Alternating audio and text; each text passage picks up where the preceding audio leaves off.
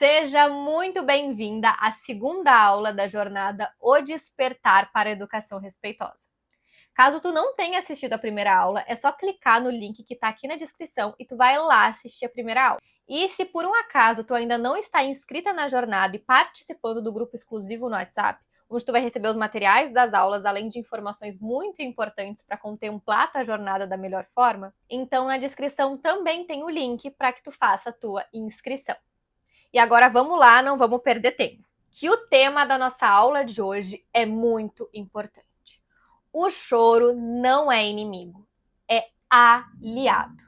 E esse tema é muito importante, porque é o que nós vamos aprender aqui. Os porquês do choro, a importância do choro no desenvolvimento, como a compreensão do choro é um facilitador da parentalidade e os pilares do acolhimento seguro.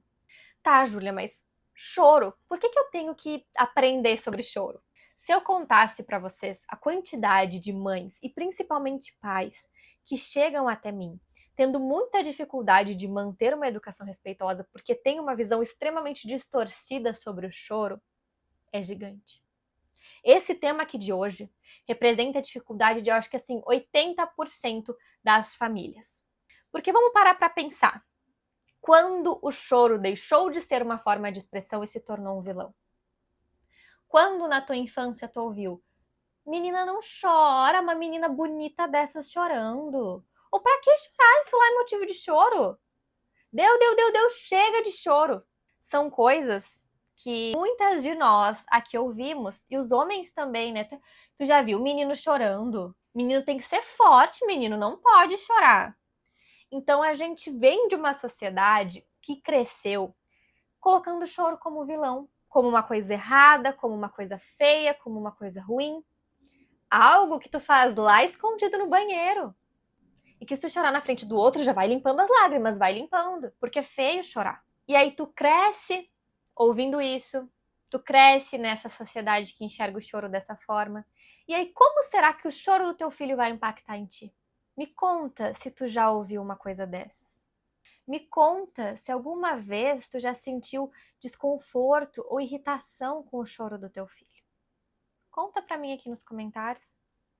E vamos mudar isso? Vamos entender que o choro não é mais vilão, que não é feio, que não é errado, que o choro ele é um aliado do desenvolvimento emocional. A relação que a partir de hoje tu vai construir com o choro do teu filho vai impactar no desenvolvimento de habilidades da vida dele que tu nem imagina. Então vamos focar aqui agora e vamos olhar os porquês. Por que as crianças choram? Para além do básico, que é que o choro é a primeira forma de comunicação. As crianças nascem chorando, literalmente. E é uma única forma como elas comunicam fome, sede, sono, quero minha mãe, tudo, até a coceguinha no pé, é comunicada a partir do choro. Então essa fica como uma comunicação intuitiva. É a mesma coisa que eu te dissesse assim, ó, eu sou educadora parental e agora eu sou tua. Toda vez que tu tiver um problema com o teu filho, tu liga pra mim. Qualquer coisinha, liga pra mim. Tu passou um ano, cada vez que aconteceu alguma coisa, tu ligava pra mim. A partir de um momento eu digo pra ti, ó, não pode mais me ligar agora. Agora encerrou. Quando acontecer alguma coisa, vai ser instintivo pra ti querer me ligar, porque é o teu hábito, é o teu comum, é intuitivo pra ti, assim como o choro é pra criança. Então, às vezes tu pensa, meu Deus, meu filho, você não precisa chorar porque não conseguiu abrir a garrafa. Alcança pra mãe que a mãe abre. Mas o intuitivo pra criança não é comunicar ajuda. O intuitivo pra ela é chorar. Então a gente não precisa falar, não, filho, não precisa chorar. Tudo bem o choro. Vamos a partir de agora pensando em outras formas de comunicação. E a busca por conexão, que é quando normalmente os pais falam, essa criança tá chorosa hoje. Hoje, não sei, tá chorando por tudo. E muitas vezes esse choro, que é o por nada, né?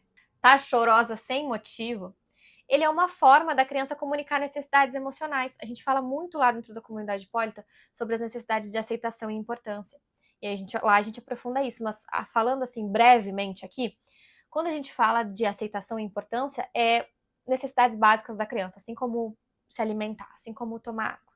E quando a gente não consegue suprir isso, a gente faz com que a criança sinta de fato um desconforto que ela não consegue manejar e muito menos expressar. A gente, como adulto, às vezes não consegue comunicar quando a gente não está se sentindo importante dentro de uma relação, ou quando a gente não está se sentindo aceito dentro de um grupo. Imagine uma criança. Então, a forma de comunicar essas faltas de algo tão essencial é sim o choro. É a busca por conexão, porque aquele choro vai resultar numa uma resposta dos pais. Ou o pai vai ali, vai correr, vai dar um colo, a mãe vai correr, vai dar um colo, ou vai reclamar, para de chorar, tá chorando o dia inteiro. Alguma reação, seja positiva ou negativa, vai acontecer. E para quem tá tão carente de ser bem visto ou ser mal visto não vai fazer diferença. Para quem tá com fome, qualquer migalha vale. Então para pensar, teu filho tá ali necessitando de algo e tu responde a isso com para de chorar, não, chega, tá chorando o dia inteiro. Então a gente tem que refletir isso porque são coisas que a gente pode fazer, principalmente quando o choro para nós é um gerador de desconforto. E por fim, o processamento de estímulos. Então assim, mudança de escola, mudança de rotina, mudança no ambiente familiar, conflitos familiares, qualquer coisa que mude do que é o habitual e o esperado para a criança, pode superestimular aquele cérebro. E o choro é sim uma forma de ajudar no processamento de estímulos. Então, às vezes, até quando a gente fala, a criança passou o dia inteiro bem, agora que tu chegou, ela tá chorando, agora que tu chegou, ela tá assim. Porque tu é o ambiente seguro para aquela criança botar para fora, chorar. É que nem a gente, sei lá, passa o dia na rua, tem um dia ruim, tudo dá errado. A gente chega em casa, é nosso ambiente seguro e a gente chora. A gente é a casa, a gente é o ambiente seguro dos nossos filhos. Então pode vir esse choro de processamento de estímulos. E aí a gente pode olhar para esse choro, então, como uma oportunidade de desenvolvimento de habilidades. Quando a gente olha para esse choro, permite que esse choro venha e aconteça e acolhe esse choro de forma segura, que depois nós vamos falar sobre como fazer esse acolhimento seguro. Quando a gente faz isso, a gente está promovendo habilidades, a gente está disponibilizando, facilitando para que os nossos filhos desenvolvam habilidades importantíssimas ao longo da vida. Então vamos começar já a mudar a nossa visão sobre o choro e vamos entender que o choro não é um problema a ser resolvido, mas uma necessidade a ser acolhida. Quando a gente olha para o choro, a gente não pensa em cessar, em olha aqui, vamos olhar a rua, olha aqui, vamos brincar com aquele brinquedinho, olha aqui, vamos ver esse desenho. Não é isso que a gente faz com o choro. A gente não cessa ele, a gente acolhe. A gente busca por suprir a necessidade que aquele choro está comunicando. E aí, o que esse choro ele vai estar trazendo para a criança? Oportunidade de autorregulação. Então, quando a criança bota para fora, porque, gente, antes para fora do que para dentro. Os pais, às vezes, se preocupam muito com a criança que é chorosa, mas 1000 vezes uma criança que tá botando para fora do que uma criança que tá reprimindo tudo. Me assusta muito mais tu falar que o teu filho não chora do que se tu falar que ele é chorão. Então, é sim uma oportunidade de regulação para a criança e também de liberação de hormônios. A gente adulto também sabe o que é isso. Sabe quando a gente chora bastante? Depois parece que a gente fica até meio leve, assim, meio aliviado? É porque o choro libera hormônios. E isso, o nosso corpo é muito inteligente. Então, isso tudo tem um sentido para o bem-estar daquela criança. Então, deixa aquele choro sair. Porque um choro preso não permite, uma meia chorada não libera hormônios que a gente precisa. Então deixa a criança chorar quando essa necessidade surgir. E também para a identificação dos sentimentos. Quando a gente está muito feliz, a gente gargalha. Quando a gente está triste, a gente chora. E tá tudo bem. Cada sentimento tem suas reações. E a gente precisa mostrar para as crianças que tá tudo bem. Porque isso faz parte do identificar os sentimentos. E agora vamos pro importante. Então foca aqui, ó. Como a gente faz um acolhimento seguro desse choro? A gente oportuniza para a criança a nossa presença. Ah, então eu tenho que abraçar, eu tenho que dar colo? Não. É presença, é disponibilidade. Então tu vai mostrar para o teu filho que tu tá aqui. Ó, a mamãe tá aqui. Se você quiser um colo, a mamãe tá aqui. Se ele quiser o colo, ele vai vir. Se ele quiser ficar no cantinho dele chorando, tá tudo bem. Nem sempre o acolhimento vai ser o toque físico. O acolhimento vai da necessidade da criança naquele momento.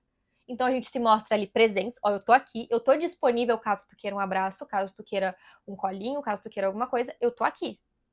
Mas a gente não precisa necessariamente ir abraçar, beijar, pegar, porque não pode não ser isso que a criança precisa naquele momento.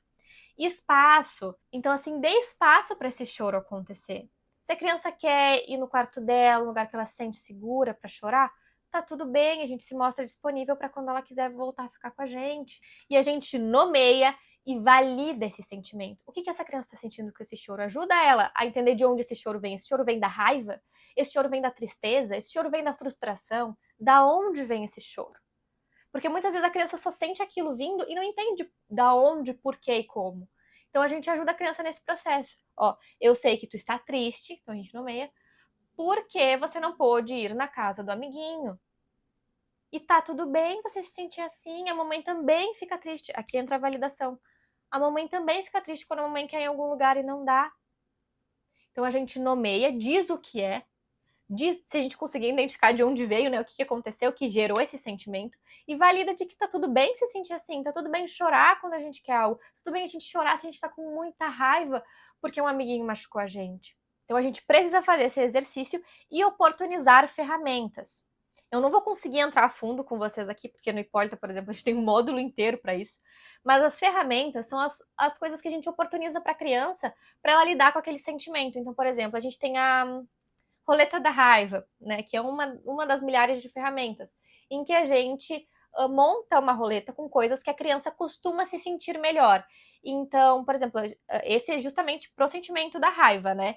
Então, sei lá, correr bastante, ou brincar de massinha e apertar forte a massinha, enfim, achar coisas que para aquela criança façam sentido, que ela consiga se regular. Então, vamos relembrar aqui. Presença, estar presente e disponível, dar espaço para o choro, nomear, validar e buscar ferramentas para quando a situação está amenizando, a gente ajudar a criança a manejar aquele sentimento. Porque pode ser que numa próxima a criança consiga encontrar, para além do choro, como uma forma de evitar, mas olhando de uma forma mais ampla para os sentimentos, com mais formas de conduzi-los. E os desafios, né? Porque a gente falando aqui tá tudo muito fácil, Júlia. Isso aí eu tiro de letra, isso aí tá, ó, sensacional. Mas, quando a gente vai para a realidade, quando a coisa acontece, que aí a gente vê que não é bem aí. Porque nós temos também nossas inseguranças. Então, se a criança tá muito chorosa, mas, gente, tá acontecendo alguma coisa de errado? Tem alguma coisa de errado com essa criança? E aí a gente quer cessar aquele choro, porque aquele choro já tá nos gerando um desconforto. Principalmente se tu é a pessoa que me disse lá no início do vídeo que tu ouviu aquelas frases.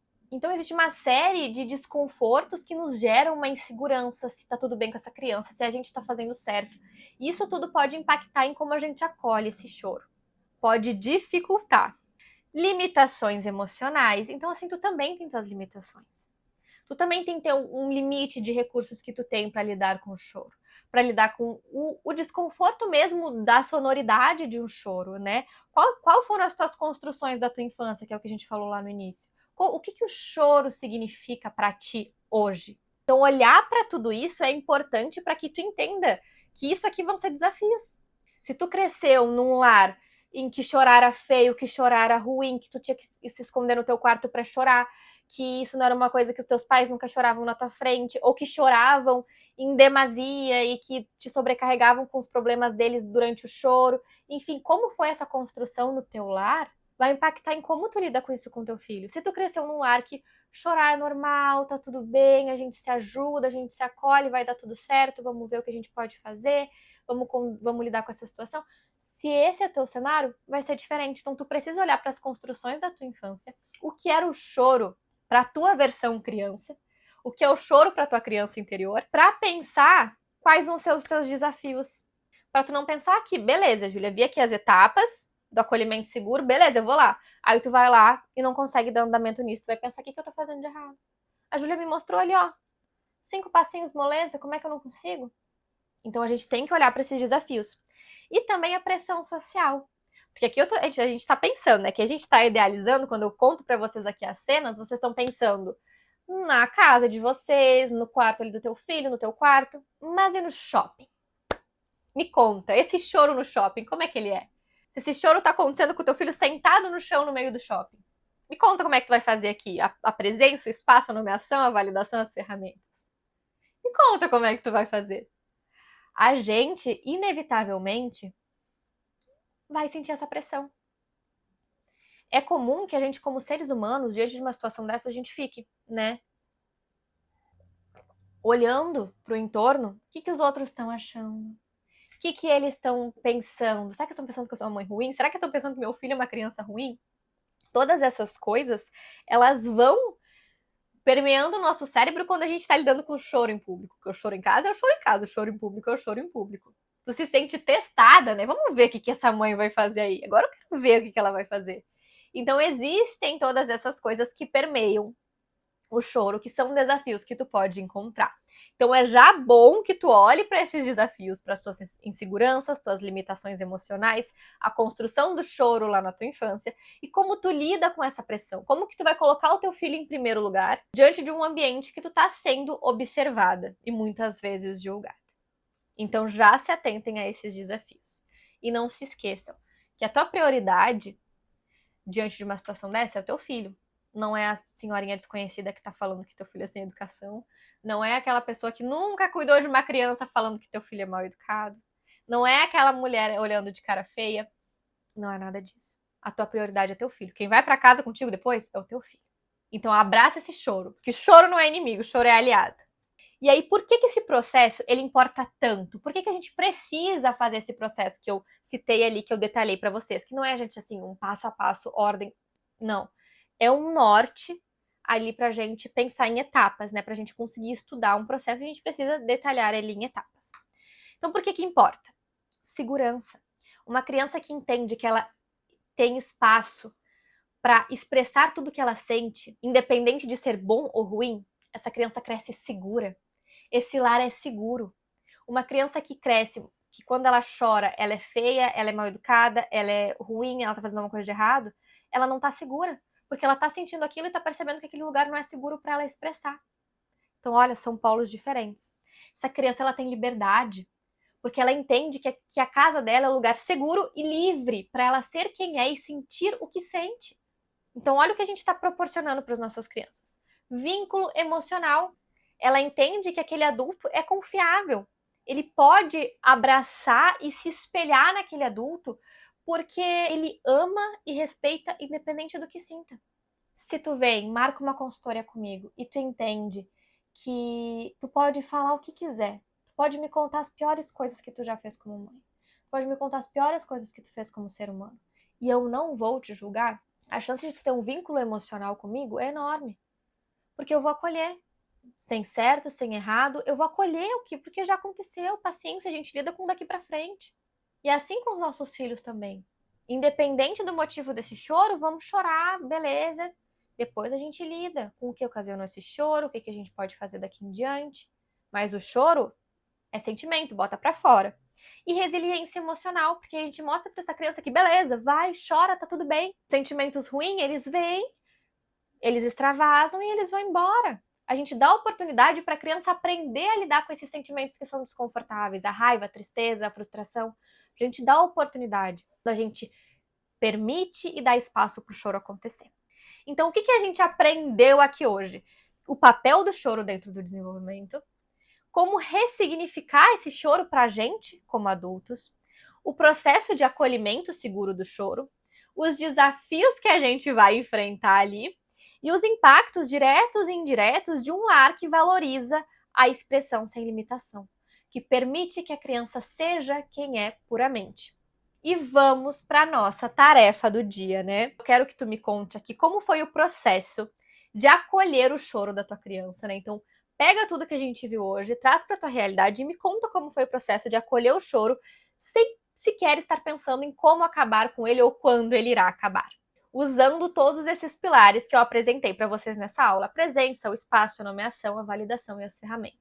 Usa isso e me conta como foi essa experiência. Você pode me contar aqui nos comentários do vídeo, você pode me contar lá no Instagram, marcar meu perfil para eu conseguir ver. Caso tu ainda, né, Ju, eu sou aqui uma gravidinha acompanhando tudo, ainda não tô enfrentando esses desafios.